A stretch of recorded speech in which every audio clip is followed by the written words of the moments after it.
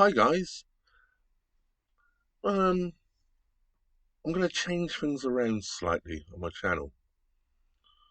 Rather than doing a 20-minute video on a Saturday and normally another video midweek, I'm going to be putting out more videos, shorter ones. The reason behind this is at the moment I'm up around the Kids Grove and going up on the Macclesfield Canal. I'm struggling to find good internet. So it's taking hour upon hour to upload a long video.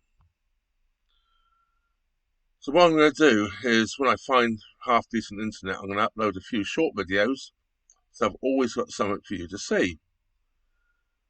This does mean if I get quite a few videos uploaded, there may be videos every day coming out. But they will be shorter, probably 5 to 10 minute videos rather than the 20-minute videos.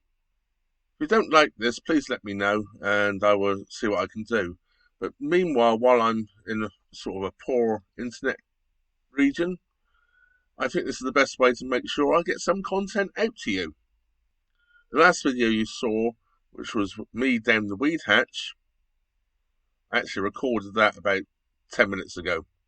So hence I got the same t-shirt on.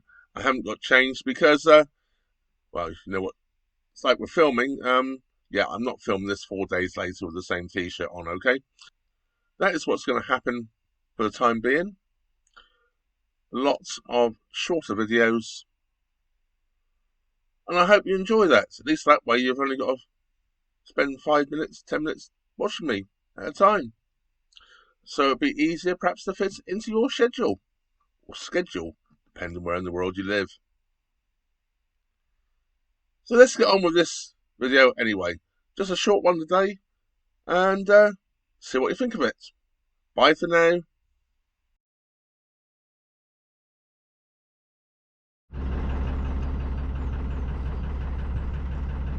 Well, you find me now just leaving Barlston, or just on the outskirts of the village of Barlston.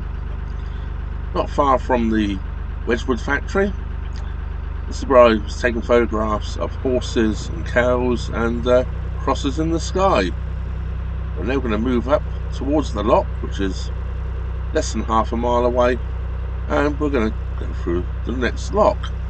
Meanwhile, while we're up around there, I'm going to do a little filming around the lock.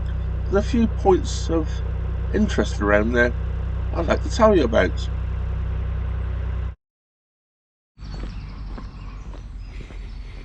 Before I took the boat up to the lock, I actually walked up there first. So this is some video I took whilst I walked from the boat where it was moored up to the lock. And it's a lot easier to film around the lock without the boat, just in case another boat comes along, so I wouldn't be in the way. Morning.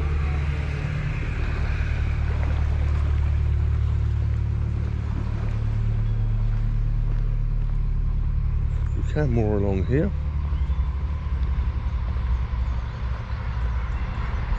There's the Wedgwood factory in the distance over there. Another train going by also.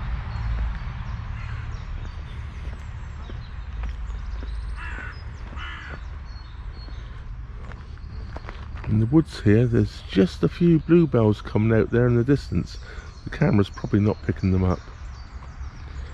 I do love bluebell woods. Let's see, we have mooring rings along here. Although it's under the trees, that's why I didn't moor along here. Simply because I want to get the solar.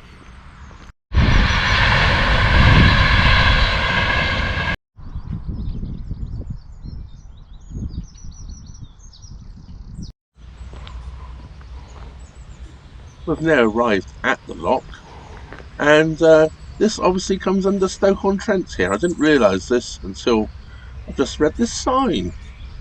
So let's have a little look around here, shall we?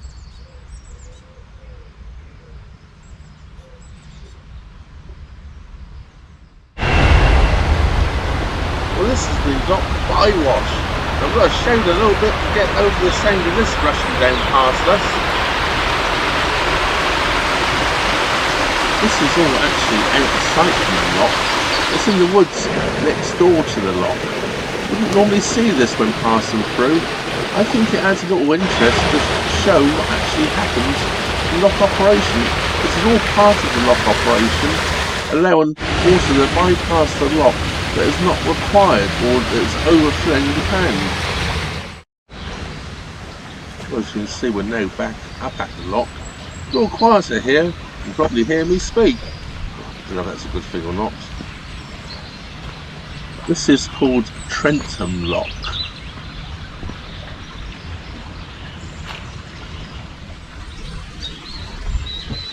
As you can see here, this is quite a deep lock.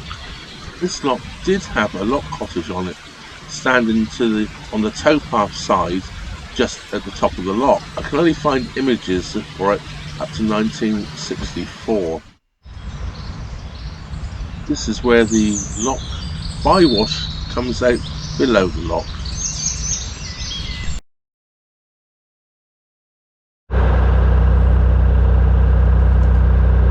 Just going underneath the bridge now that I walked up to go to the Wedgwood Museum and Factory.